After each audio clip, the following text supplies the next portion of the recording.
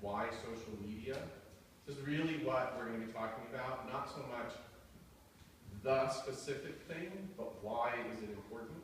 Next, your online presence, which is in fact even more important in many ways. And then the last thing is your brand, right?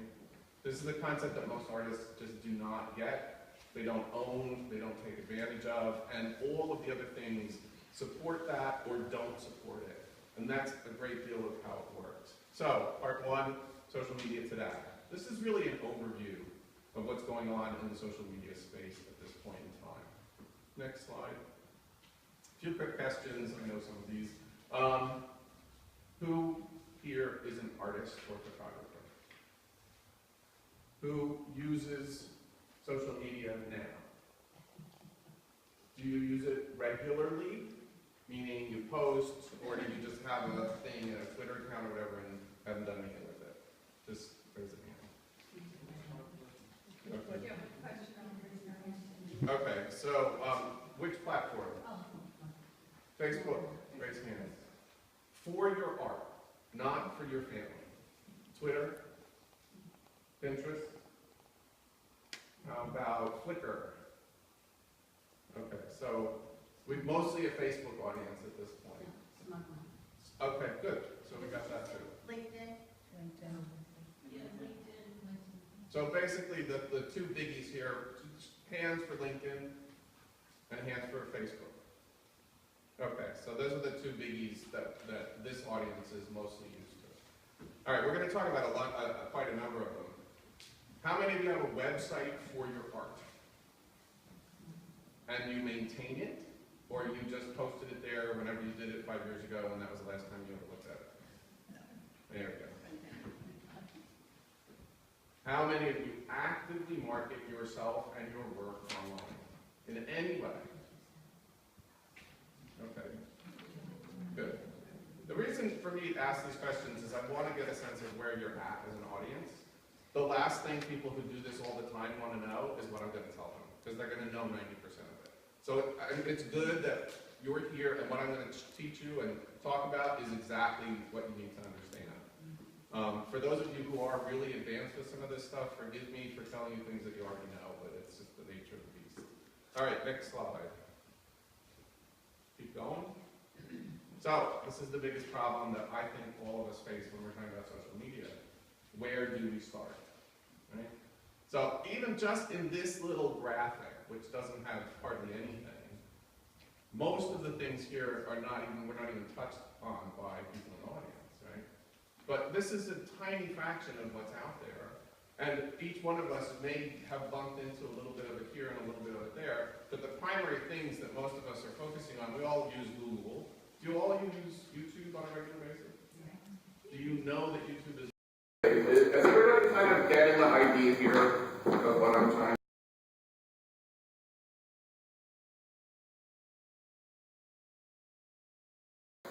Hard to imagine that 16 years ago, right, a huge time ago, was the first time we had anything like social media online. So blogging was the beginning. It really is the grandfather of everything. People invented blogging engines, and from there, everything else grew. And so what you can see here, and I know some of you will remember MySpace was the big early thing, which now MySpace is still one of the largest social media sites out there, but its focus is musicians. The whole thing over time, in order to keep its audience and to stay alive, shifted to being a primarily musician-based site.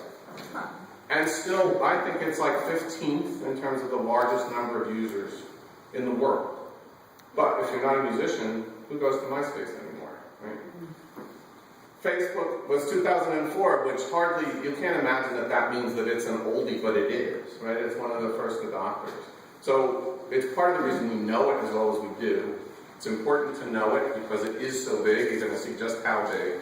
But it's also because it's old and it's been around and it's established, even though they make a lot of mistakes. And then Flickr and Dig. Go to the next slide, please. And we have the newbies, right? And the newbies are the things that are taking over the space. So YouTube is relatively new. Twitter comes into play in 06, which now everybody knows how much it's worth. What is it, $17 billion in its opening day. This is kind of incomprehensible, right? Google Plus, Pinterest, and Instagram, which are only a year or 2 years old respectively, are ridiculous in that they own this space. They've taken over tremendously. So, the big players, this is some statistics that I think help you to understand why it's important. Next slide, please. By the percent of all internet users worldwide, right? So we're talking about worldwide population. Facebook controls 51% of the internet users worldwide. They use Facebook. Just try to imagine how many people that is. It's really incomprehensible. And growing still, though they're starting to kind of teeter off. Google Plus, which 3 years ago didn't exist, right, is now the second largest user, has the second largest user base of all social media. How many people here have ever created a Google Plus account? They kind of did it for me one day. Huh? They did it for me one day. Yeah.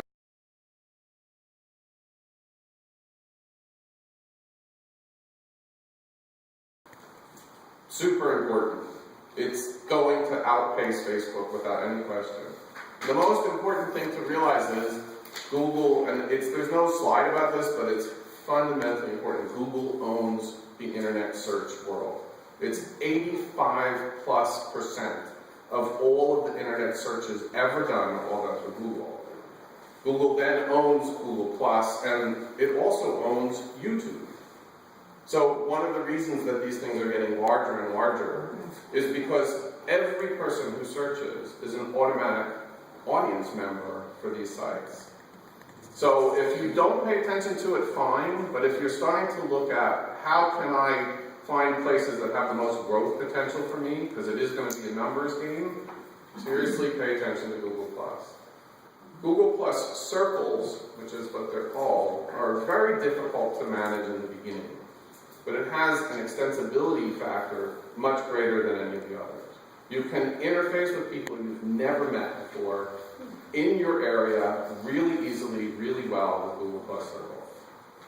And it takes a little time to kind of feel it out. I don't want to spend too much time on it, but I want you to be aware of it. If you notice, at least 6 or 7 of the other top search or social media sites are all from China. Right? We have this huge base of people which actually has a thriving art market that has 6 or more social media sites with the largest number of users that most of us have never touched ever. Obviously, you have to take advantage of being able to translate, which the tools online can do that for you very easily, but pay attention to it. You know, Chinese like Americans like foreign things. There are always a certain base of Americans that like things from foreign countries. The Chinese are the same way when it comes to art. They like the influence, especially of American things. Don't dismiss that as a market that's useless, because it's not, and it's enormous. All you need is 1 or 2 people in those markets to pay attention to your work, to have access to something that you've never thought of before. All right, next slide. So keep going, we're going to go through a couple of these. First click. So, big platforms, the upside, right? Big platforms, Facebook, Twitter, Google+, Etsy. How many of you know Etsy? Okay, it's a site that you can sell artwork on. It actually has a larger user base for art now than eBay. eBay was the biggie, now eBay's really fallen off, and Etsy is the largest. Flickr, DeviantArt, anybody know DeviantArt here? Okay, good. And Instagram, right? Instagram is so new, it's really, who knows what's going to happen with it. But, go to the next. 1.19 billion people on Facebook every month. These are active users, right? So, that's a lot of people. Twitter is 215 million. Google Plus, 300 million. Etsy, 60 million people a month visit Etsy looking at art. Right? This is not, and Etsy is not an American thing, it's a worldwide thing. Focuses in certain places, as you can see if you go there, but that's a lot of audience. For something where a lot of us say, oh, there's nobody buying art anymore, 60 million people are looking at it monthly, right? 87 million people on Flickr, 28 million on DeviantArt. Why DeviantArt is important is it's the largest social media site specifically for artists. Bar none. And Instagram, 150 million. So again, these statistics say a lot about where there are opportunities and why you want to start paying attention. So everybody knows Facebook, everybody knows Twitter, everybody knows Google, but did you ever think maybe you want to get on DeviantArt instead of having a Facebook page? Instead of focusing on something that it might not be the kind of thing that you're looking to do. Next slide, please. Here's the downside, right? Etsy. There are 18 million items for sale on Etsy. So imagine going into a gallery that had 18 million pictures in it. You kind of would go, forget it. Flickr, 8 billion photos. And in Instagram's 1 year, there are 16 billion photographs on Instagram. It's like these are numbers that are out of control, right? It says one really important thing that I think we all need to keep in mind, especially those of us who were resistant to some of these things. The early adopters are the most successful. So this is all part of this picture I want trying to paint here, which is to pay attention not just to how do I have a Facebook page or how do I have a Twitter account, but where should I be in the social media sphere and what's coming up, and take advantage of that. Right? You have to learn somewhere, so since most of you have either a Facebook page or a LinkedIn page, you've already touched on what it means, but you now have to think about where's best for you to put your work and your time, because it is going to be time. All right, next slide. These are just a tiny fraction of the number of categories that social media represents currently, and it's growing exponentially. This is another part of the problem. It's happening really fast. Remember, I said 16 years from beginning to today. And in those 16 years, it's gone from 0 to billions of people online, focusing on art as well as other things. And it's expanding tremendously in terms of what the options are that are out there. Next slide. But this is why we're here. It's about visual art today, right? So, big players, Facebook, keep going, Twitter, Instagram, Pinterest, Flickr. Those are the biggest players when it comes to really art-focused things in terms of raw numbers. But there are a whole ton of specific art and photography-based social media sites. I'm just giving you some to focus on. I'm not saying these are the best, right? I just want you to think about some of them. So, these are a few here: ArtSlant, Behance, ArtRise, Artist2Artist.com, Artlog, Artbistro. Has anybody heard of any of these before? Some of them. Has anybody participated in any of them?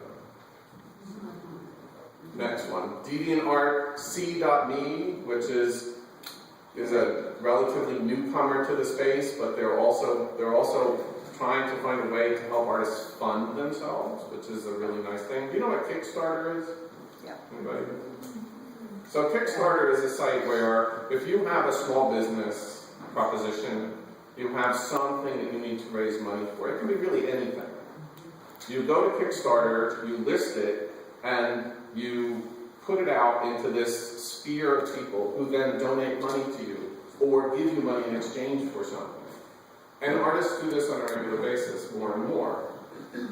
C.me is doing exactly that. They have it's in beta actually, so there's only a small number of the artists who are on it right now who are allowed to do that, but they're going to release it to the general audience, where you can now go in and set up your own, basically, C.me Kickstarter campaign. You can receive money from people to support what you're doing, and then you can set, like, earmarks for certain amounts of money, where you say, okay, you have to give them a project, and you say, okay, I'm going to do this for my project. I want to do an installation. That installation is going to cost X amount of dollars.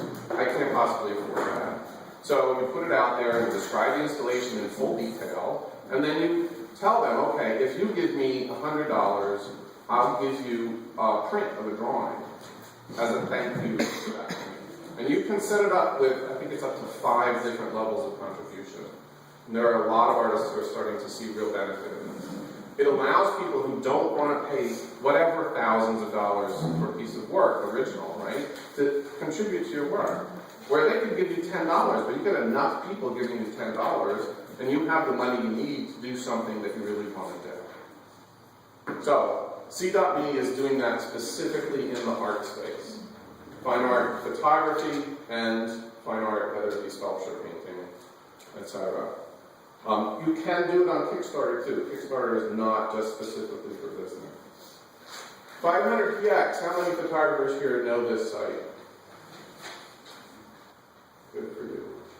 I'm going to tell you, this is one of the ones you got to get on board with. It's new, relatively speaking, and it's burgeoning. It's getting a huge influx in audience. So now is a good time to put in time and energy to figure out how it can work for you.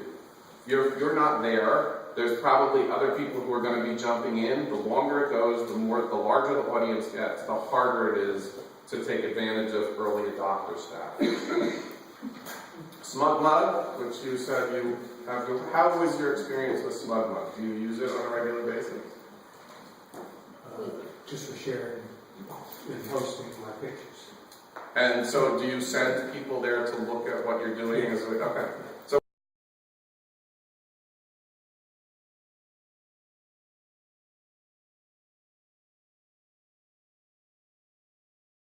online here?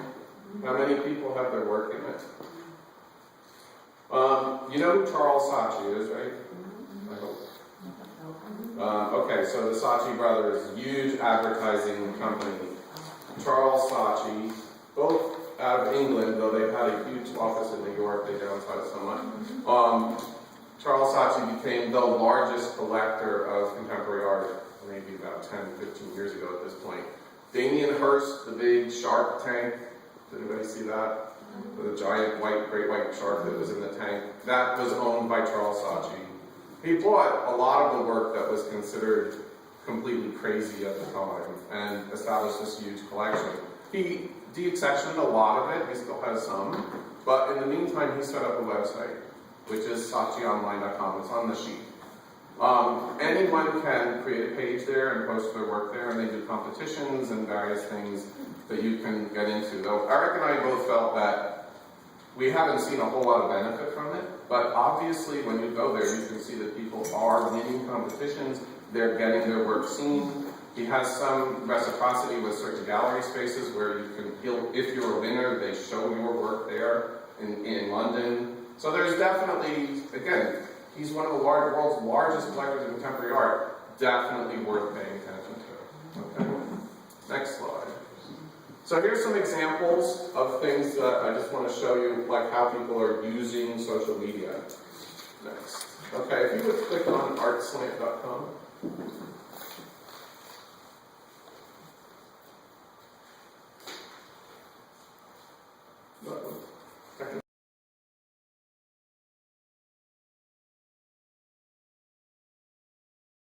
I'm going to operate this till I get to the next stuff. So, ArtSlant.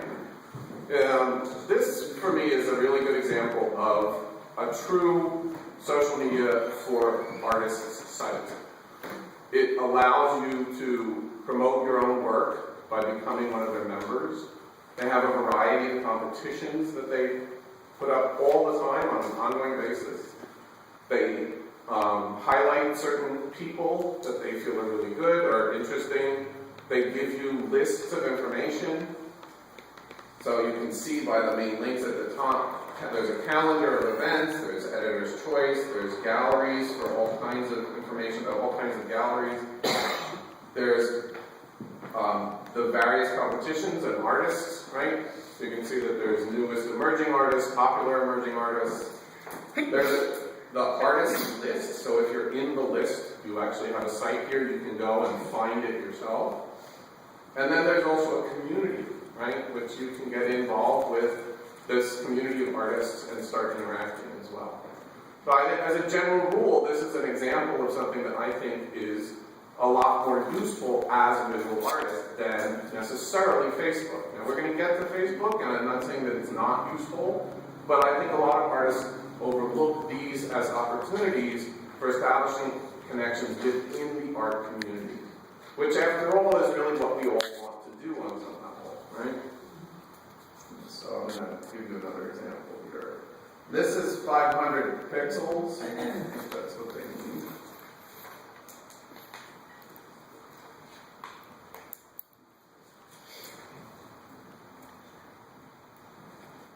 So, some of them are so different, right? It's a good comparison right here. We have ArtsLand, where even though I'm not signed in, though I have an account, I can see what's going on. 500px doesn't allow you to do that. You must sign in. And I think this is in part mostly because they're trying to grow their audience. They want to make sure they get enough of a user base that they have a long-term viability as a business, right?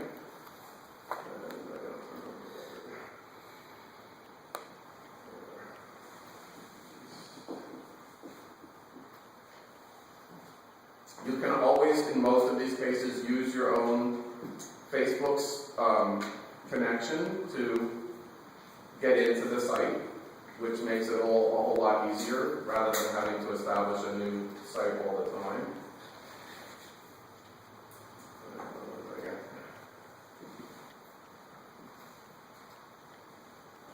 And then you get here, right? And it is all about photography. It's this promotion of new photographers, of what's going on, anybody who's become a photographer recently. It's the same kind of thing where there's competitions that come up, there's an editor's choice component to it, and as I said, it's a relative newcomer in this space. So depending on where you see your work and whether you have the kind of faith in it that you really would need to, this is a good place to put it. Let's go on from here.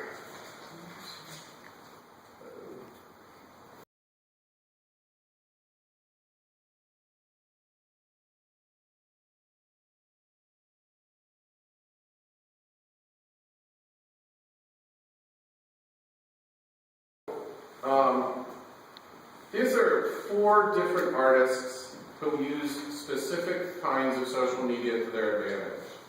Mark Crilly is a really good example of how to use YouTube.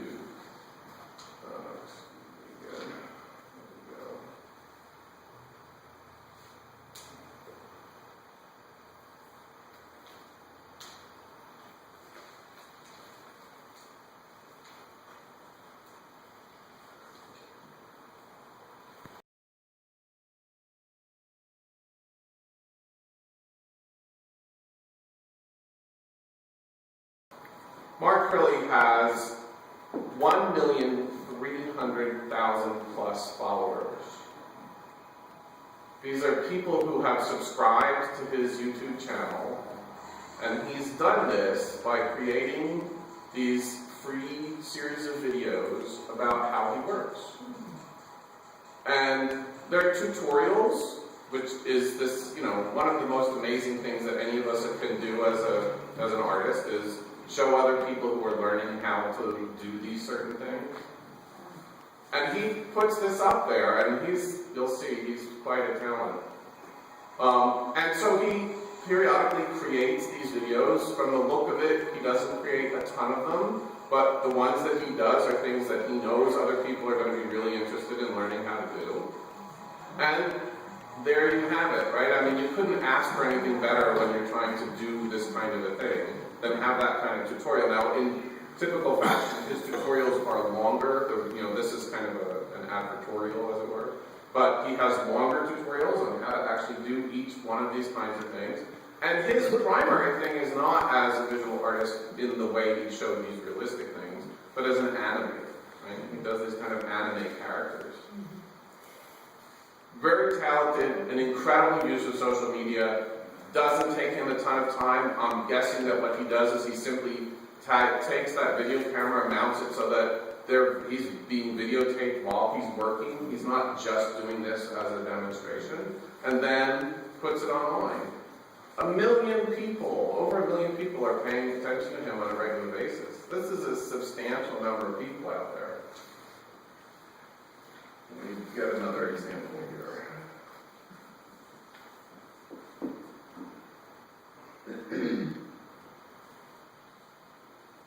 Instagram, Scott Rankin.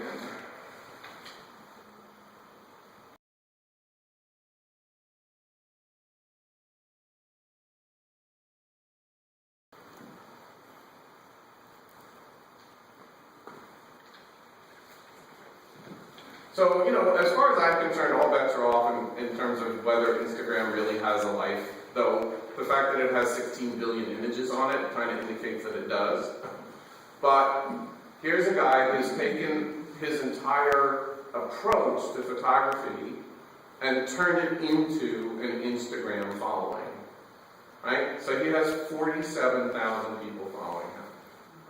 Even if, just as an example, right, one of the biggest questions you say is, what the hell difference does that make? The biggest difference it makes is that even if all he gets is 10% of those people who actually meaningfully respond to him by giving him exhibitions, buying his work, promoting his work, that's 4,700 people who are out there promoting this guy in all different ways to all different avenues, right? How many of us have 4,700 people following our careers? Right? He has 47,000. Right, exactly. So, when you get into multiples like this, where you're adding thousands of people, the total number of people who are actually going to become, maybe what you're looking for as a collector, or maybe what you're looking for exhibition opportunities, is going to be relatively small. But nonetheless, it's going to be much larger than what you have now. Right? So, I just want to bear with me just a couple more moments. I just want to show you one or two more examples, and then we'll move on back into the slideshow. How many people here have heard all about the crazy Banksy stuff? Banksy. No. Right? So, he is a perfect example of somebody who knows how to use social media. In fact, I would say that his entire career is dependent on social media, because he's created followings all over the place. Now, just as an example, in fact, his Google Plus following is very small. As you can see, it's only 4,400 people. It's hardly a lot of people, right? But this is only one of the channels that he uses to promote what he's doing on a regular basis, and it's one of the smallest. His Facebook following is larger, and his Twitter following is even larger. And the whole thing, the entire event that happened in New York just recently, was communicated via social media every day. So he has these followers, and every day he's posting on social media what is the day, the event, the next day. And he had thousands of people driving all over New York, from the Manhattan to the boroughs, and the news media, paying attention to him and following him and photographing him, to the extent of some people tried to steal one of his pieces, for which they were arrested, which was quite interesting. Right? I mean, these are really gross, meaning large-scale examples of people, but these are examples nonetheless of why it's important. All right, and I'm just going to show you one more as an example because of Facebook. I think it's important.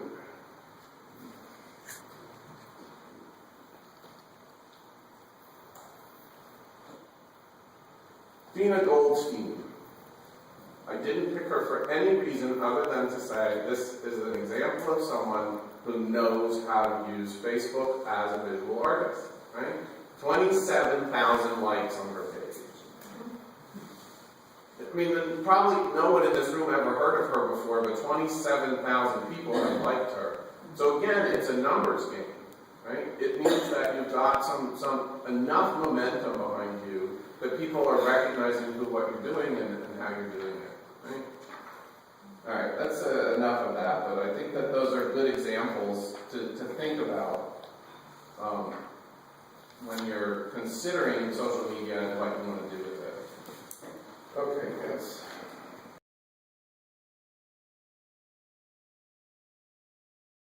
Is everybody kind of getting the idea here of what I'm trying to do? There's all different ways to use social media. Social media doesn't just mean these couple of things that everybody talks about, right? So if you don't want to do Facebook, you don't want to do Twitter, you don't want to be involved in any of those things, get involved in a LinkedIn group. These are on your list, by the way, so you can check them out for yourself. But you can go and get involved in art professionals worldwide group on LinkedIn. Amazing connections. They post visual arts opportunities all the time. You can connect with gallery people, you can connect with artists everywhere. And it's very open.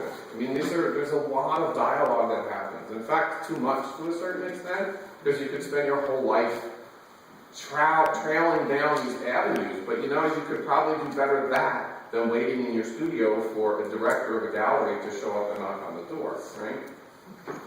Artist, curator, writer blogs, there's a ton of those out there. Critic blogs, there's a ton of those out there. If you get noticed and promoted and seen on those things, it can help your career tremendously. So, next slide. Go ahead. It's everybody's biggest complaint. We don't have enough time, right? Next slide, please. So, here's the biggie. Next. Is it a career or a hobby? Everybody asks the same question. How do you do it? I don't have enough time. I don't have enough time. Well, if you have a job, and you think that you have to do things for that job, and most of us are working to some degree or another, and you think that you can have a career as an artist without thinking about it as a career, you're just wrong. Next. It has to be commitment of real time. So if you can't find the time to post on social media, what are you doing with your time as an artist, right? You have to market your work in some way. You're not going to get anybody paying attention to you if you don't. You have to continue to improve your skills. These are all the things that anybody in a job has to deal with all the time. Some sort of continuing education responsibility. You have to think of yourself as an artist first, right? I'm a creative designer in the web space, but I am an artist first. I will always be an artist, then these other things. So that your decision making is about being an artist. It's not about what you're going to do with your time in addition, right? And you have to have a goal of your art being your primary focus. Next slide. Has to be thought of as a business, right? How many people actually think that they have their art career as a business model instead of just as a hobby? How many people would like their art to be a business instead of just a hobby? So this was the most important thing for you to recognize. Nobody can tell you how to do it. Everybody has to do it for themselves. But if you want this to be successful for you, you have to change your paradigm in your mind. You have to think of yourself as an artist, then you have to practice being an artist, and you have to make sure that whatever you do, the art thing is a primary source of interest and focus, not a secondary one. Some tools that help to make all of this easier. If you do have multiple sites, social media sites, you can use Hootsuite to manage all of them at one time. You don't have to go in and out of all these different ones. TweetDeck is another one that's very similar, right? You can set up tweets in advance, right? Somebody thinks that you have to walk around your phone going, oh, tweet now, tweet now. You can sit down in the morning for 10 minutes with TweetDeck. You say, at 1 o'clock, tweet this, at 2 o'clock, tweet this, at 3 o'clock, tweet this. This is how it's done. Everybody's always figured out how to do it faster, better, cheaper, but you know, no, if you're sitting around tweeting every 20 minutes, you're not working. So, Facebook Insights, statistics are really important. Statistics from Google Analytics, social reports. Get in touch with these things and find out if you have a site. It's one of the best things you can do. Go in and find out what are the statistics. Are only 2 people looking at your page? Then you're not putting enough energy into it. You've got to do a little more work. And cloud, which is I can't promote this enough. If you want to know how you're doing online, go to cloud.com and open an account. It will tell you what your cloud score is based on all the things there are out there about you.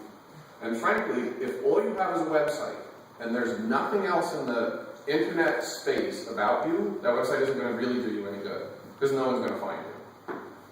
Next. One simple idea of how to manage flow, right?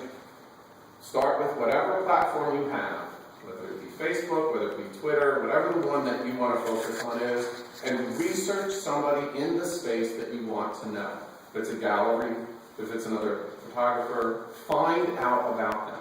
Now, you may find that in Facebook that person is not there, or they're hard to get. So then dump Facebook and go to another one of these many options.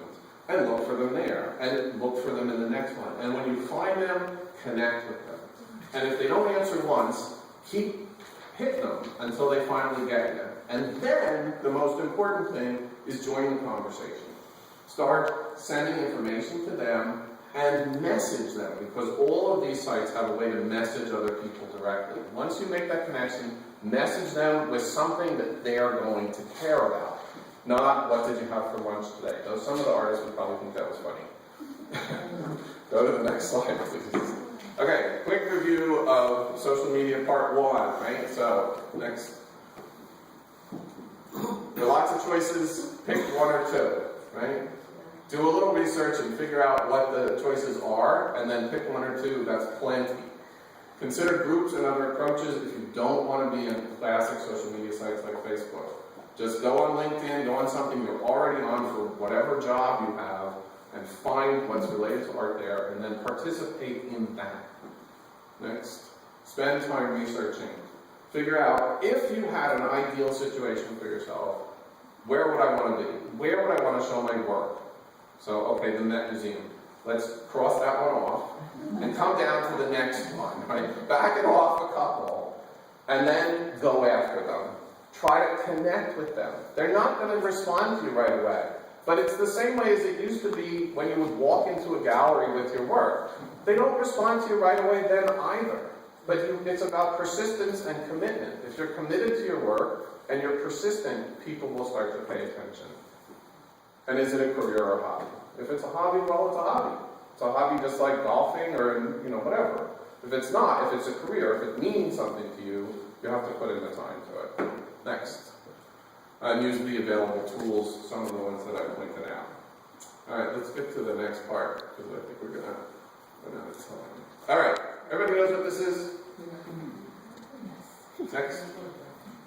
How many people ever heard people say this?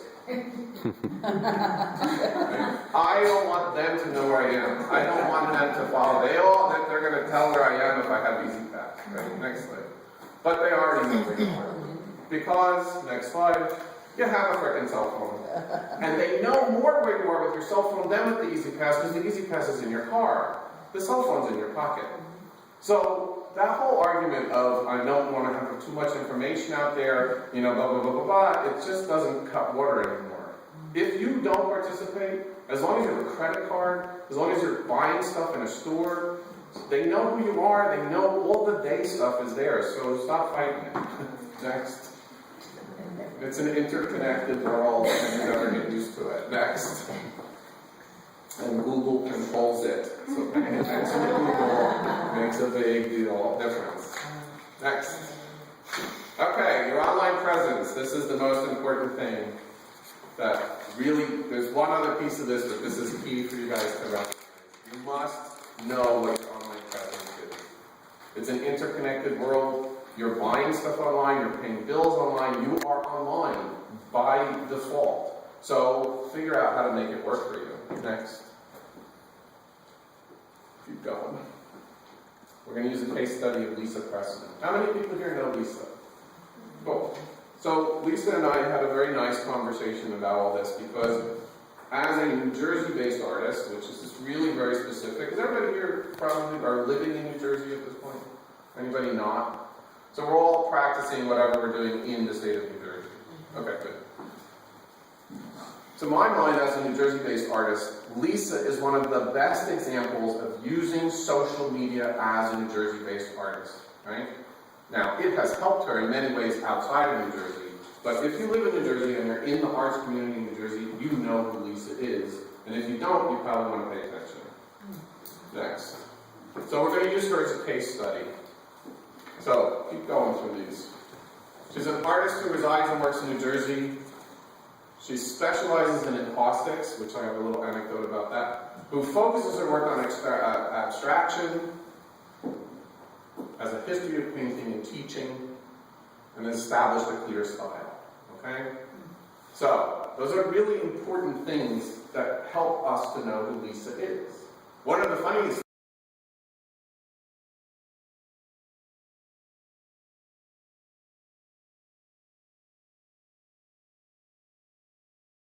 before acoustics was anything. She said, but now everybody calls me an encaustic artist. It's part of who she is at this point. It's not, she didn't ask for it, it's something she got into, right? And she's promoted it well. And sometimes you just have to go with it, right? She didn't say, I'm going to be an encaustic artist. She started painting with encaustics and became known as an encaustics artist. Don't fight it if it's working for you, right? Next. An example of Lisa's work. When you do a search, Lisa Pressman online in Google, just do Lisa Pressman. You see up here at the top, when you do a Google search, you get that list there, web, images, maps, etc. For those of you who don't know. The first one you'll always get is web. Just click on images. Her page is profound, right? You don't have to go anywhere to see who Lisa Pressman is and what she's doing. It scrolls and scrolls and scrolls and scrolls with images taken from all over the web that are clearly identified as hers. Next slide. Next. So I'm not going to go into it, though I would like to, but that whole process is too time consuming. So this is just one short screen capture of Lisa Pressman when you Google her and you get the first web result. Right? This is the first page, and it goes on for pages and pages. Right? She didn't put all those things there. Many of them are from other galleries, from other people, from blog sites, all the things I'm talking about. Right? That is really what social media means. It doesn't mean sitting on Facebook posting.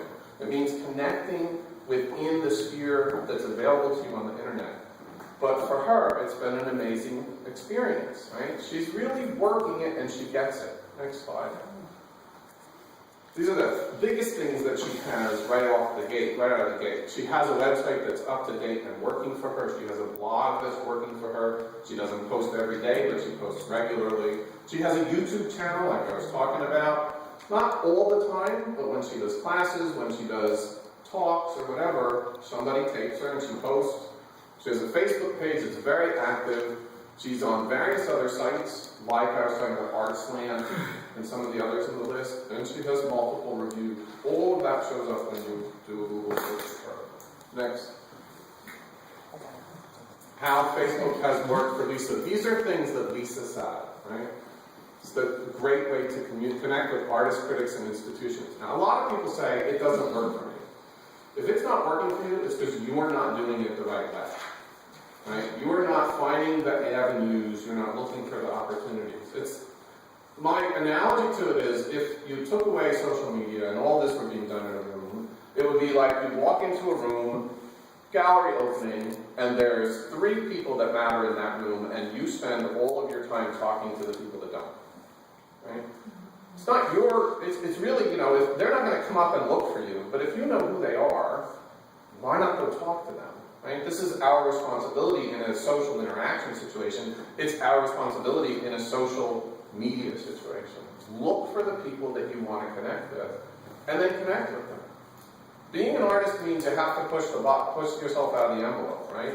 If you don't, nobody is going to find you, with rare exception. She has secured a gallery exhibition or 2 specifically from her Facebook page. She's had several sales specifically from her Facebook page, and she's built an entire workshop business through Facebook. Next. Some things that she uses to support that. At the same time that she started a blog and used her Facebook page to drive people to it. So she posted on Facebook about what she was writing about on her blog to get people to go there. She posts her own work and other artists' work as well. And this is another part of this thing. If you're not interacting with a community of artists, if you're going to sit there like, even Van Gogh didn't do it, right? So you're going to say, if you're going to sit there like Van Gogh, but it's not true. Van Gogh spent a lot of his life with other artists, either living with them and or working with them, even though apparently he was a pain in the butt to be with. But there's a need for that connection, and in this space there's a need for that connection too. Promote other artists' work on your social media pages, not just yourself. And message those people once you connect with them. A lot of people that you can get in touch with on Facebook or any social media site you've never met before. Don't just post, use the message feature and send them a personal email. Really like to work, I mean, look, most artists are egotists, right? Everybody wants to be stroked about how good their work is. And they should, we all should get recognition and admiration for that. Do it, you know? Tell people, if you like their work, tell them with a message. I think you're great, I think what you're doing is profound, whatever it is. Next, please. The big concern. Facebook is a time suck, social media is, right? So the key, from Lisa again, these are the ways she's managing it, is to post once or twice a day on Facebook and get out. So literally sit down for an hour, that's it, whatever you decide, but don't do any more. Don't get off on all the tangents. And then give yourself an hour a day to do the computer thing. So you see how much work she produces. It's a lot of work. She can't be sitting in front of the computer painting at the same time. So she's setting some goals, some parameters around her situation, and then she's just doing it and exiting from it. Next. And the green-eyed monster, really important because we're all very sensitive as visual artists. Everybody looks like they're doing so great on social media that you start to feel like a loser, right? Don't think that way. It isn't true. Appearances in any situation are only just that, appearances. You really don't know how well anybody's doing until you interact with that. If you start counting likes on your page, you know you're in big trouble, right? If you spend too much time worrying about whether you got more or less, and that becomes an emotional burden, don't even think about it. Use the channel, promote yourself, and move on. Don't get focused on whether it's not a validation of who you are as an artist. And that's the most important thing. It's not a place for critique or real honest feedback. You may get crap. There are always people out there who just like to say stupid or bad things. If you get it, ignore it, and move on. In certain instances, you're allowed to block people. It depends on the site. Do it. Use those features if somebody's giving you a hard time. The sad reality is, in our world, all attention is good attention on some level. Because believe me, if you get a big enough bad thing against you, you can make that thing go viral in a small community, and you'll get more people on your site than you've ever had. It happens. So don't always just turn against it. And you can't use it as a gauge of what you are creating. People will respond to that work however they're going to. Some people will like it, some people won't. Don't use it as a determining factor for what you're going to change or do the next time. Next slide. Some more tools to help. I'm promoting cloud.com like crazy just because I think it's a good way to know how you're doing on the internet, right? What is my presence on the internet? Am I here? Am I doing anything? Do people know who I am? Am I likely to get seen? Brandify is another example of that kind of thing. And Google Alerts, if you want to try to find specific things, you can use Google Alerts. It's a free app to help you. It will search for certain key topics or people. So if you don't want to just sit in front of Facebook and try to find somebody, search for those people, search for those galleries, search for those artists using Google Alerts. When something comes up that has them in it, you then will find out about it, and then you can use that media as an avenue to get in touch with them. Excuse me for a little bit. Next slide. All right, the old way, connections through other artists and friends, word of mouth, advertising, general promotion. Typical the way most of us before the whole internet thing happened, how we would get shows. Next slide. All the old ways and these. So basically we're not saying to replace them, though some people have. I don't think it's really possible to just use social media without going out there and interacting with live artists, with interacting with gallery dealers. You still have to do those things. But this can give you entree into those that you might not have had otherwise. Online events, performance arts, all these things are ways that you can then add to the existing tool bag. Okay. And most important thing, establishing your brand as an artist. This is a really key thing. Okay, next. Online review. This online presence review. So, go ahead. Key points. What is your online presence? Know what it is. The simplest way to do that is Google yourself. Right? Just put your name into a Google search. How many people have done that, by the way? Okay, if you haven't, do it tonight. Just do it. Don't even look. Don't care, just do it. You have to see if you're there. Is your work there?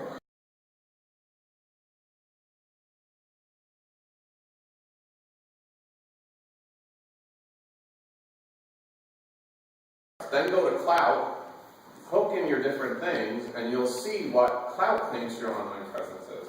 And you can see how you can then grow those. Right? And get online in a big way. Like Lisa. Do it all these different ways. You know, it's just the different avenues of exactly what we were all trying to do before this happened. Try the approaches others have used successfully. So, now that I've introduced Lisa to you, she's a really busy person, but get in touch with her, message her, friend her on Facebook, and then ask, how the hell did you do it? You know, she's very open. I think most artists are really open when you ask people, you know. Just most of us don't know to do that. And keep up with the old ways, but add the new ones, right? Keep going to gallery openings, stay on top of whatever you have, but then add to it, because you need to look like you're part of this because you are, even if you don't want to be. Next. Okay, so your brand management and your brand and reputation management.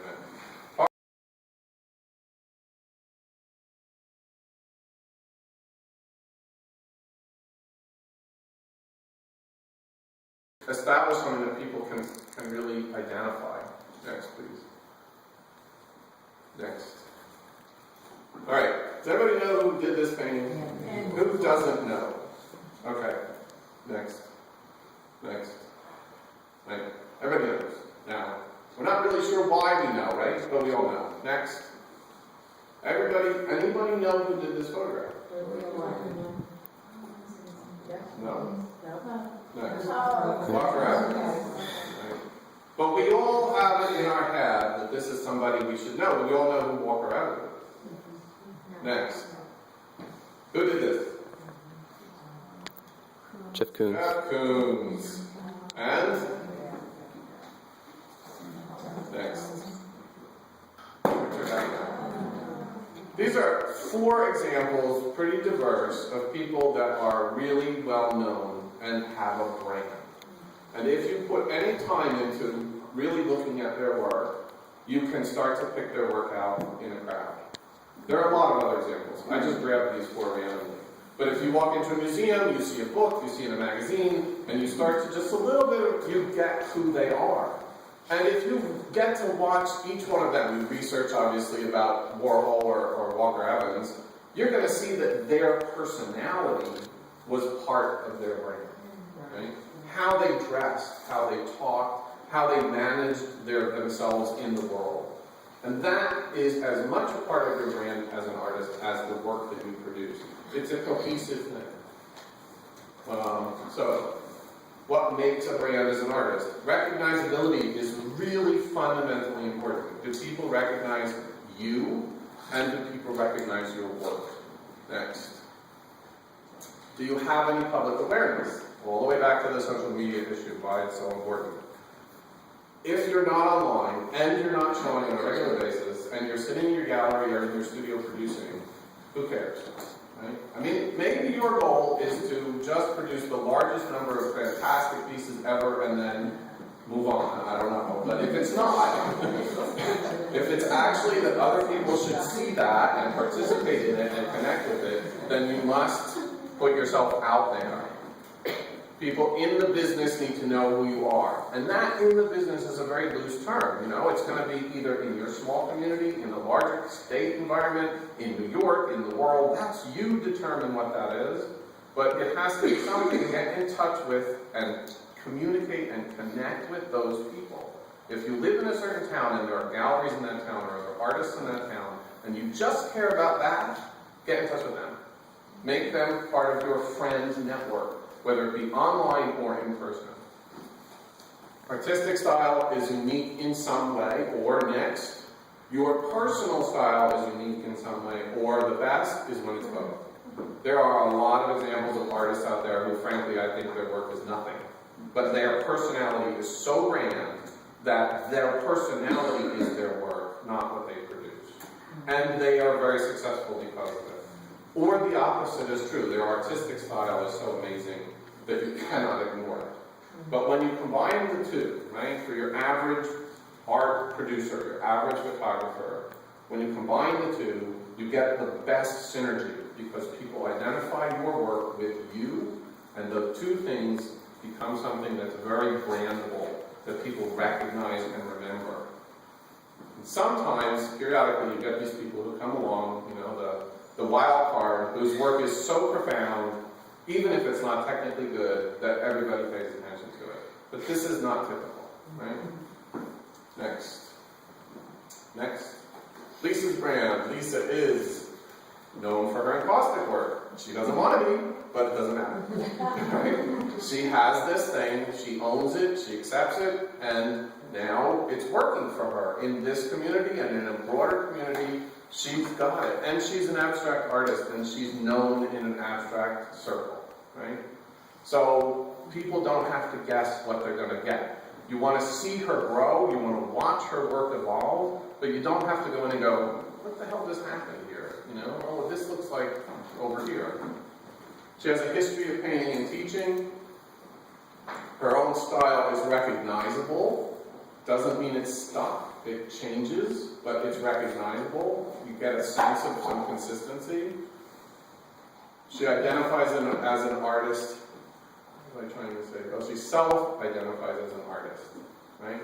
This is what I was saying earlier. She calls herself an artist. And like most of us, she's had a job.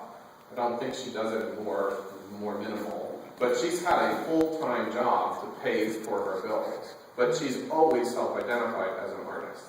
Right? Next. Before anything else. Sorry, that's a mistake. But anyway. Next. Her personal style is an extension of her work in some way.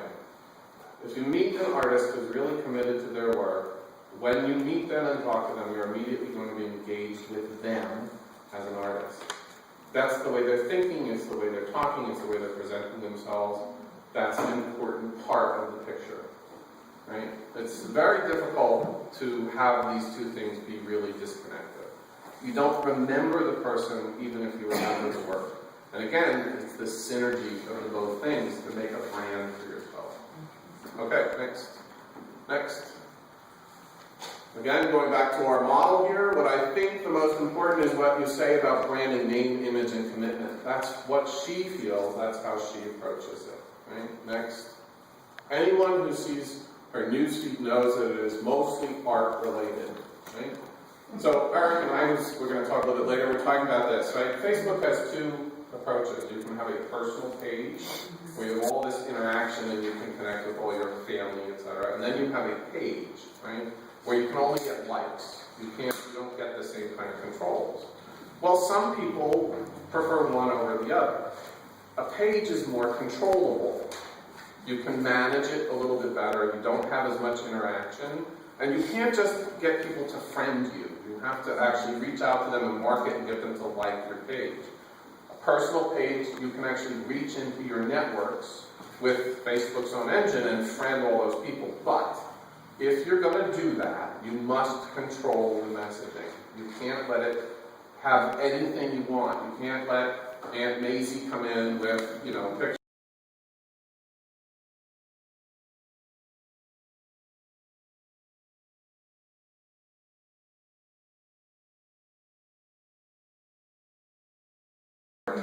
And it just becomes about you. So you really have to pay attention to that. Next. Community of artists that I have is directly related to Facebook. She's built a community through Facebook. Okay? Now they know her, she knows them, she meets them in person, they see each other, it's like this thing that happens, not unlike when you meet people in person and you remember them and you connect with them later on. She finds artists to feature on her blog and they find her. And again, this is this reciprocity thing. Don't just focus on yourself. Focus on the other people that you like. Photo Forum members. Anybody here who's a member of the New Jersey Photography Forum? Good place where you can use your own page to promote the work of other members of the Photography Forum and vice versa. Because the more people you promote, the more likely other people are going to promote you. Next. Visibility, just a graphic to kind of capture the idea of all of the things that you want to be aware of and use and manage for your online reputation, right? Look at all these things and figure out, are the things that are out there about me correct? And what are the things that I can enhance by putting various pieces out? Next. And next. Manage your online presence so that information is accurate and up to date. Next. You want to keep an eye on who is saying what about you. So, I'm going to pause here for a minute. How many people here are really kind of committed to the idea of using social media in some way for their art career? How many think they will try to do that more after they leave here today? Oh, shit. All right. Once you start, then this you must do, which is participate, post, figure out what works, grab a couple sites and start working with them, and then once in a while, do a search on yourself and see what people are saying so that you know what's happening out there about you. The things that people start to say about you, if they're really good, get in there with them and connect with them. Message them, talk to them, email them, whatever works, and build up those relationships. The bad things, if they do happen, you want to pay attention to and get in and try to mitigate it. Right? You can't always remove them, but you can counter that with positive things sometimes, and often you can go back to the provider of the site and tell them this is just not true. Right? Okay, next. Making sure that you have control of what people see and read about you, not some system. Because basically these systems are putting information out there. If you're not managing it, they are. Next. Why does it matter? Because Google and LinkedIn and all these other sites are accumulating information about you even if you don't give it to them. So, better that you should control it than that they should put out information that just isn't accurate. Next. Your online reputation can make or break you. Right? You're working hard as an artist to get some reputation. You work so hard to create pieces that you want people to respect and understand. And if nobody is paying attention and somebody else uses your work, which we all know they can, for their purposes, you need to be there to deal with that. You don't want your pieces to be out there without some management. One of the best things that you can do when you're posting work about you, or your own work, I should say, online, is include your name in the title of the file. So, you know, let's say most of you use JPEGs when you're posting pictures, right? In the title of the JPEG, put your name, right? Paul-Pinkman, and then the title of the piece, .jpeg. The reason is that search engines will pick up that name because it can't read the picture, but it can read the text name. And you're more likely to keep an eye on what's happening with your work out there if you do that, especially if people are misusing it. Next. The internet is the source for all basic information. Honestly, I mean, I don't know anybody who finds information about other people any other way these days, at least to get started. Right? Certainly, other than maybe word of mouth and friends. Next. Regularly do searches of you and your work. Review all the results and at least skim them. If you find misinformation, fix it. Don't be afraid to track down the site owners and make connections. Go ahead. Next, Nancy. Learn to manage the truly personal from the personal that is your art. That's what I was saying before.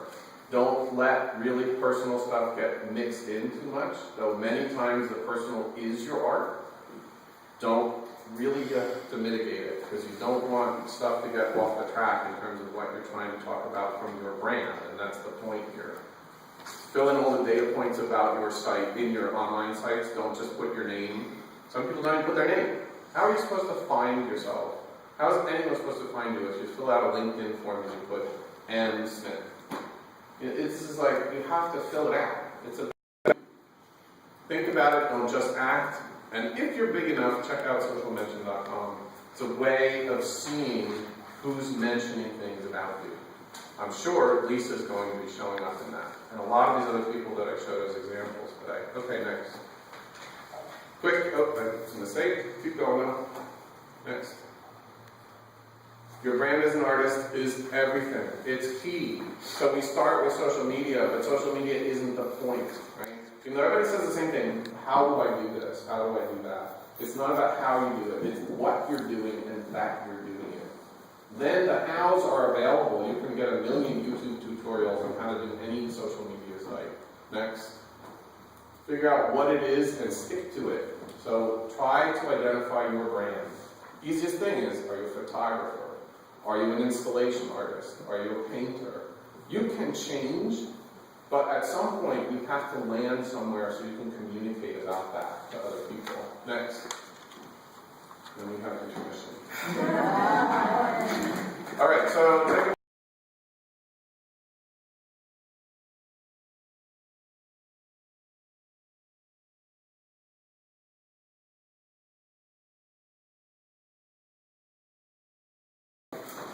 all the questions, that's what we're doing now. So, the way we're going to manage it is I'm going to let each of these two guys introduce themselves in a little more detail, and then I'm going to ask them a couple questions to get it started, and then we'll do it on a, if you have questions, raise your hand, and we'll try to address them. The questions can be anything related to any aspect of it. I did not focus on any how-tos in the first part, because that stuff can get bogged down into too much detail. But if you have a how-to question, if we can answer it, we will, and if not, we can talk about it at the end, and I'll get you information either via email or whatever to do. Okay? So, I'm going to let Mark go first. Mark, why don't you introduce yourself a little bit? Sure, Mark T. Gusto. A little bit about me on the screen, but it's interesting that you said about Lisa, how she identifies herself as an artist. It didn't do that up there. I am an artist, I'm a sculptor, painter, and multimedia installation artist at first. And I'm an executive director of Gravity, an arts initiative, and an educator. And those two things are kind of a byproduct of my work. My work is about restoration, revitalization, and for me, the education process is that. Revitalizing communities and Gravity is about that. And my work as painting, installation, sculpture is about that. So for me, all of that, whether it's the installation or the medium, that seems to be the line of questioning that I deal with personally. So I am an artist, and by a little backstory, I graphic design for 18 years, art director, digital media and print media, web development. After that, I changed careers and to education, taught middle through high school, director of a program, building an art program from scratch for elementary through high school, curriculum development and teaching. And later got my MFA at Montclair University and continued the pathway of being a college professor at Nyack College for 3.5 years. And now I primarily do my art and found and continue to promote Gravity, which we can talk about. So that's kind of quick and quick. Eric? I'm Eric Valosin.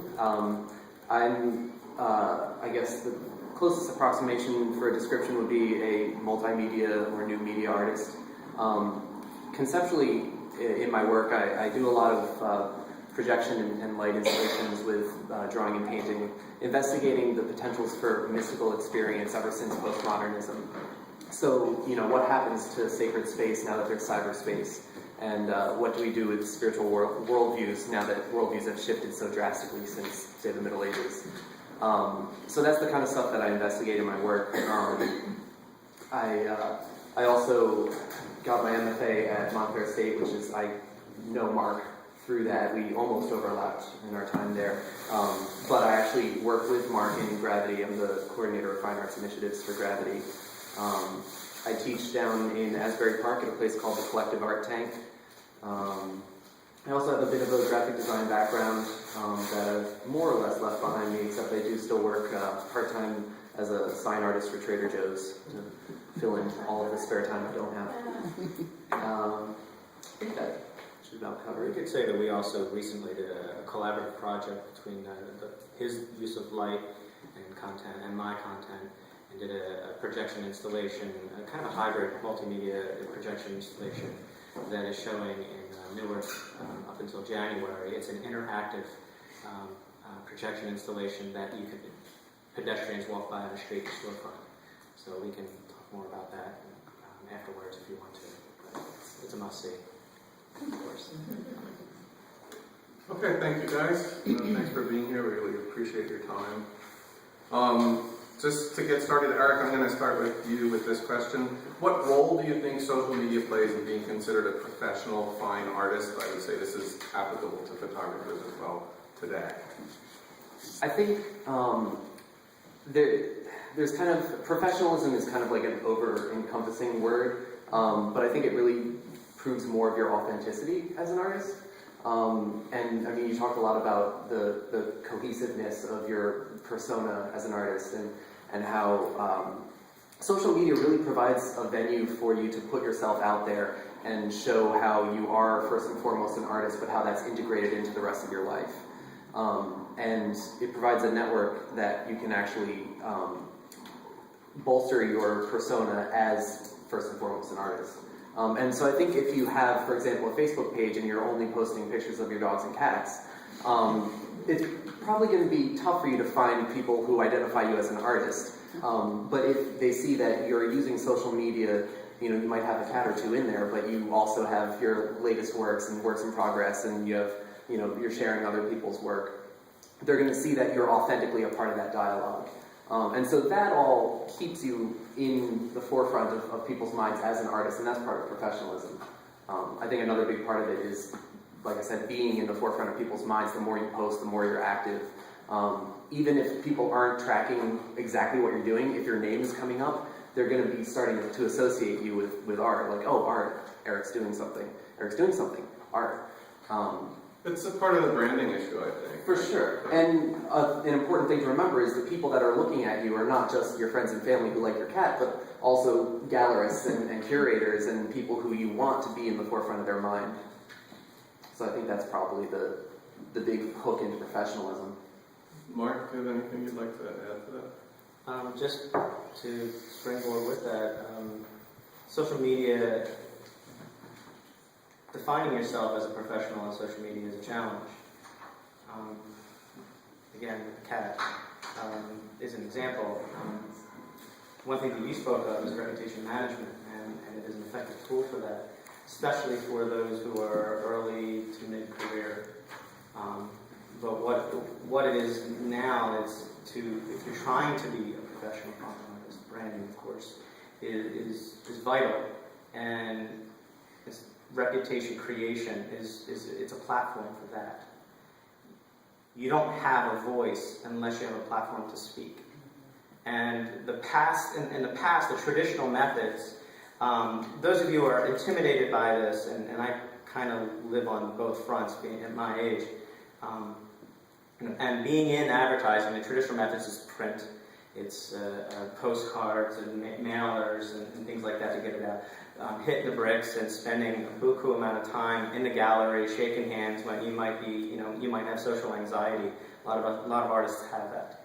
A lot of us have that.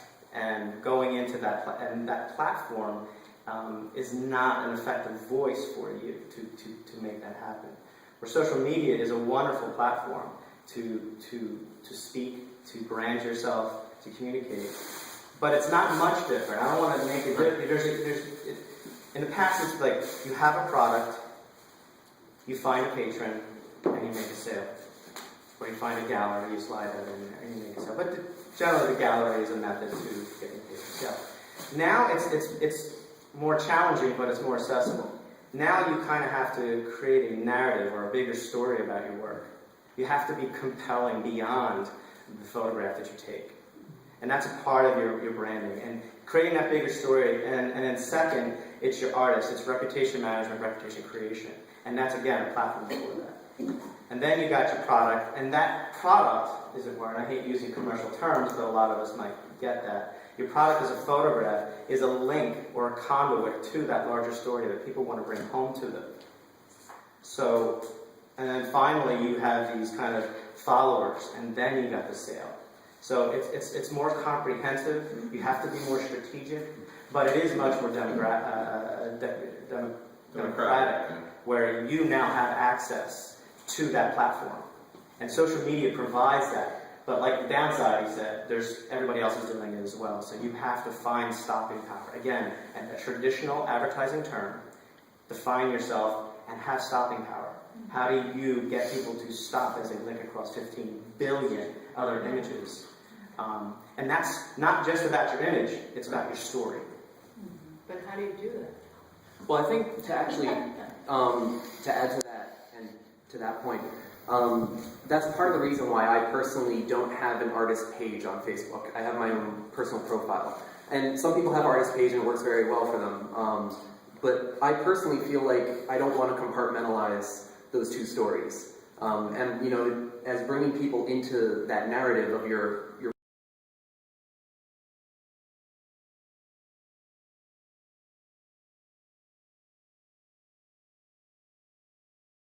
can be a very compelling thing. Another question from the audience? Start with you. I have two questions. Adobe is putting out where you could lease or rent, whatever they're calling it right now, Lightroom, Photoshop, and Behance. Do you have any comments about Behance? And the other question I have is about networking for teachers. You're talking a lot about your product and selling your product, but what about if it's teaching? Either of you want to take this? Well, to take the last question first, I think there's just as much opportunity for you to, I mean, it depends what kind of teaching you're looking to do, whether it's like institutional, in a classroom kind of teaching, or if you're wanting to do private lessons or workshops.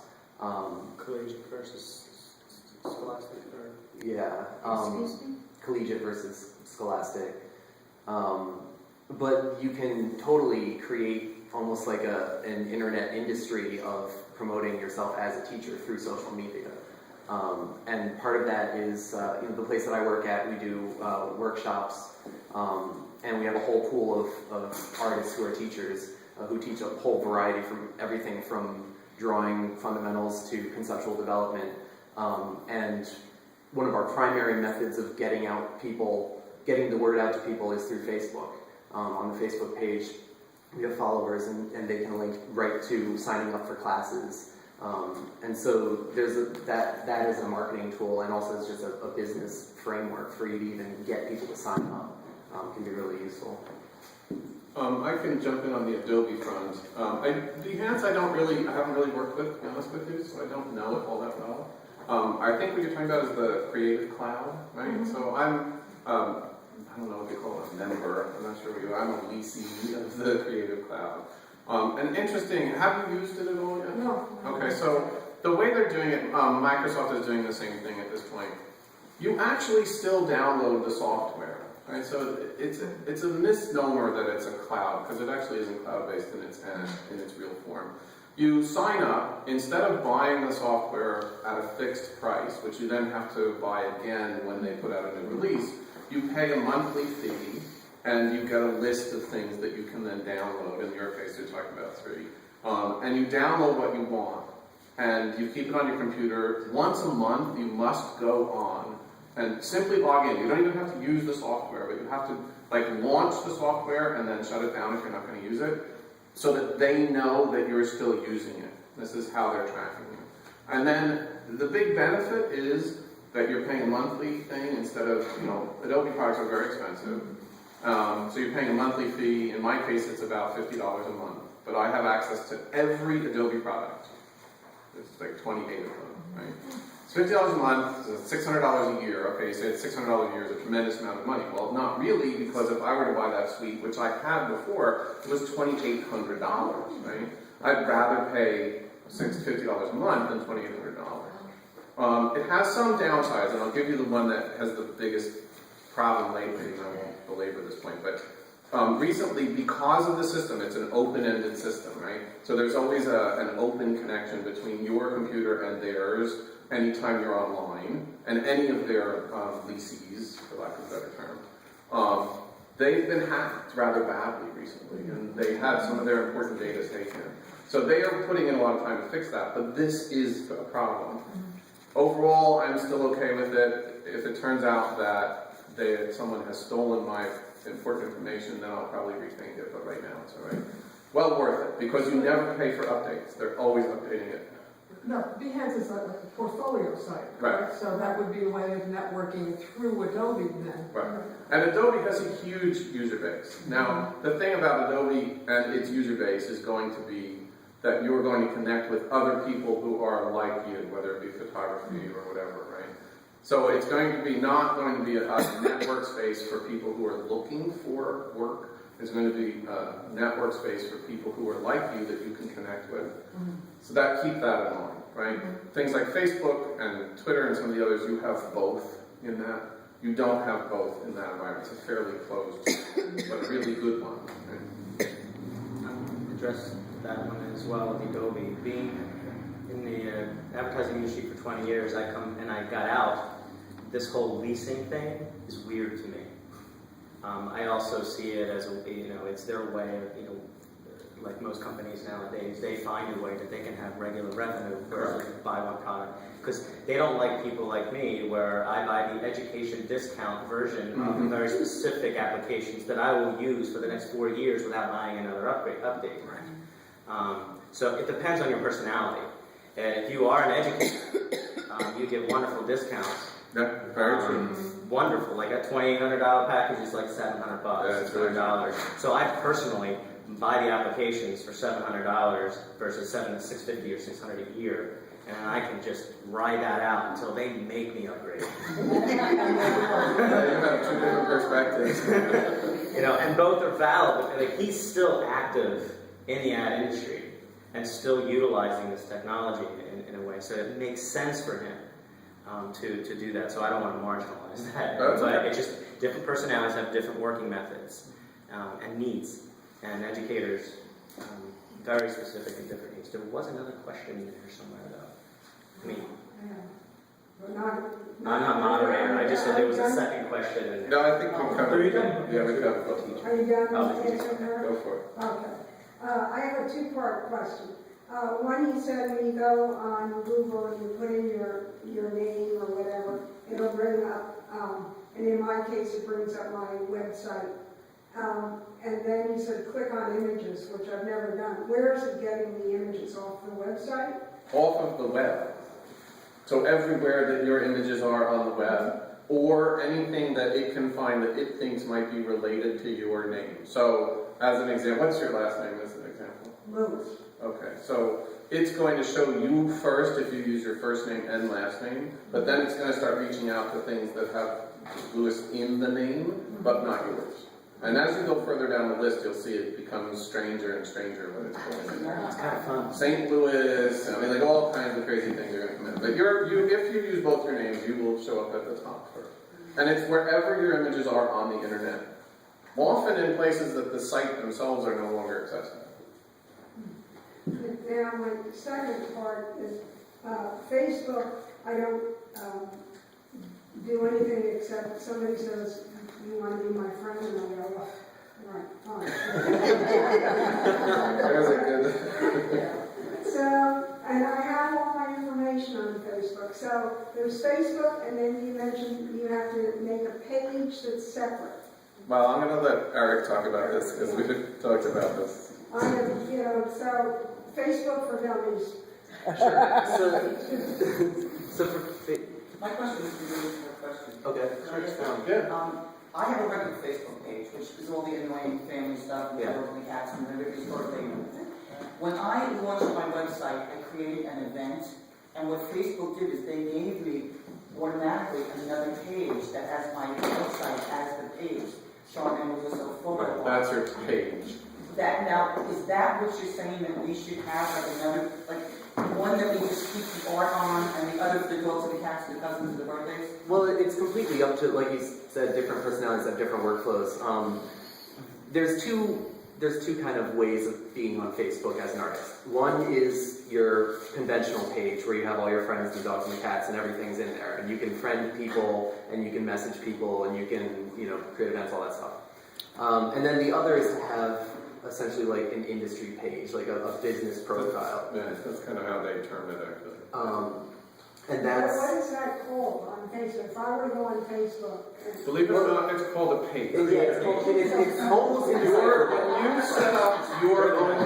When you set up your own personal thing, it's not called a page. It's a profile. Right. that's a profile. Yeah, that's a profile. So on that list on the left where it has there's something called pages. Pages, So correct. that when you're searching, So by having that website, is that considered my email? yeah, that's considered a One, and professional page. You can have multiples, you don't just have to have Is that one. way you would put your work on and your advertisements that you show? You could. Like I said, I don't. I actually don't have that page, and I put everything onto my regular Facebook profile. However, I'm very meticulous about what I put on there, and I make sure that, I sneak in a few cat, dog, and baby pictures, but I don't, I don't put anything on there that I don't want strangers reading.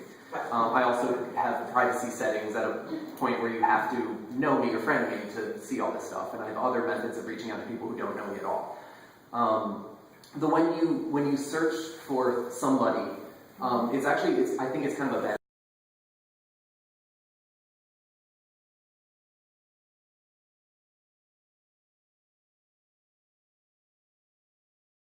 Like it, or whether you should friend them. Right. That's the big difference. And it seems like a trivial thing. When you friend someone, then you're in contact with them and you can have dialogue. If you like a page, you're essentially signing up for their Facebook mailing list. Right. And anything that they post, you'll get alerted to. But it doesn't go the other way. Right. Right? It's a one-way stream. When you have a Facebook page, you have that information. So to your point, you've got a page that was given to you by this thing you signed up for, right? So you post your page, you put your images and your information, and then all the people who like your page get that feed. But you don't get their feed. Whereas if you have a Facebook profile, it's a two-way system, right? You get their feed, they get their Are feed. you recommending that page is a good thing for Well- us to do as artists? Finish. He's coming from one perspective that works for him. It's a workflow difference. I'm, again, on the opposite side of that, where I have multiple pages. I come from, as an educator, I have a lot of youth connections that I have to put up specific blocks for. I have Gravity that I founded, that I created a page for, because if I'm trying to get a message, a brand out about gravity, I need to have a platform, a voice for that specific messaging workflow. And for my artwork, I have to have this is how I work in a sense. I'm very specific about what messaging gets out there about my specific artwork flow. Now, I cross-pollinate a lot when it comes to my personal profile and my artist page. Whenever I post something on my artist page, I actually share it with my profile. I also share it with, I created, before pages existed, there was the groups. Mm-hmm. I had a group page where I had X 100 people on it, and you try to get them to move to the page, and half of them don't. So you can't get rid of the group page. So I have 3 different sites on Facebook that unfortunately is confusing. So when you're first starting, I would keep it simple. Maybe even start out like I was talking about as a recommendation. If you're having trouble mitigating what shows up on your personal page, though, and you don't want all of the familial stuff, then a page is a very good way to go because you can control it. The other real benefit of a page is the analytics. Right. Huge. Whereas your personal profile, you really only have a guess of how much reach you have based on how much people interact with you. In a professional page, you can actually see the stats for how many people liked something, how many people viewed it, how many people clicked on it, how many, all of that. Like you with Google Analytics for your website, it would be the same thing. Only this is for Facebook for your page. Very intuitive analytics for a page. And So I people use can it. they can like you, but they're not going to friend you, so it's not going to go. I don't know. Correct. Some places I tell my students I don't want to be your friend. I mean, don't friend me. I don't want to see your feeds about whatever your politics or kittens are. I don't want to see that. I want to see that from my family, and etc. So I said, just like my page if you want to stay in tune. You can message me there. I'll know the context about where my relationship is with you when it comes to the page. Whereas if it's in a personal profile and everybody's talking to me and I got over 1,000, 2,000 people on there, where do I know you? Yeah. So it's compartmentalizing, but it is helpful to streamline content. There, Is LinkedIn, when they talk about groups, is that like pages on LinkedIn? no, it's different. But it's coming Yeah, from. it's a completely It's a different. different thing. Okay. Oh, yeah, it's a completely different. Okay, so, yeah. Sorry, go ahead. Yeah. I was talking with someone recently who's supposed to be an expert on how to drive Traffic. traffic, thank you, to my website, because I'm not getting the traffic I want. I can only pass out so many business cards. So, he was saying I had to pay for it to be in Google. And I was like, I can't go paying thousands of dollars for advertising. So, which is a good site to link? Does the page in Facebook, is there a way to link it to the website? Yes. Multiple ways. Okay. The money aspect of it enters in Facebook as well, and we're talking primarily Facebook at the moment. But driving traffic to your website as an emerging artist is very challenging because money enters in. People want to exploit you by taking money from you to advertise on ads. Now, Google's doing the same thing. They send you those little cards with $100 free ads or whatever. I don't think I've ever used any of those. However, I did use when I launched Gravity's page, you can pay. It's very powerful demographic research on Facebook that you can actually choose who you want to get the message out to, and you pay for a certain amount of hits. Now, when I first launched Gravity, I had 15 of my friends on it, and I needed to drive traffic fast to the site. Before I could drive people to the website, I paid, I think, over 2 months. I did a very strategic demographic, which I don't want to get prescriptive on it. $30. I ended up in 3 months, I spent $35 on this. I ended up driving 300 likes to it. And that was just a test, just to see, because someone told me that it's a very effective tool. So it's accessible, it's money, it's accessible. There are other means to getting your message right before you start spending money, if you have the patience. I needed to drive something for Gravity quickly. Right, or less money as opposed to more money as well. Thousands of dollars is not, you might have to spend a little bit of money, right? Depends on your technical level, right? Did you manage your own website? Do you know how to build it? Do you know what it's built in and all of those things?